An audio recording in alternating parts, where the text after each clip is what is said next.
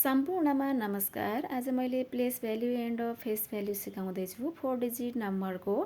अब म स्टार्ट गर्दैछु वान्सबाट। वान्समा छ 3 डिजिट। 3 लाई 1 ले मल्टिपल किन गरियो भने 3 वान्स प्लेसमा छ, so we write 3 multiple 1 equal to 3। Face value चाहिँ त्यहाँ देखिने डिजिट नै के हो त फेस भ्याल्यु हो। नेक्स्ट नम्बर छ 2। 2 छ टेन्स प्लेसमा, so we write 2 multiple 10 equal to 20। Face value is 2. Next number is 4. 4 छ 100 प्लेसमा, so we write 4 multiple 100 equal to 400. Face value is 4. Last number is 5. 5 is at 1000 place, so we write 5 multiple 1000 equal to 5000. Face value is 5. यसरी सानो 1 क्लासदेखि 5 क्लाससम्मको स्टुडेन्ट्सहरूलाई place value and face value यसरी सिकाउन सकिन्छ। By.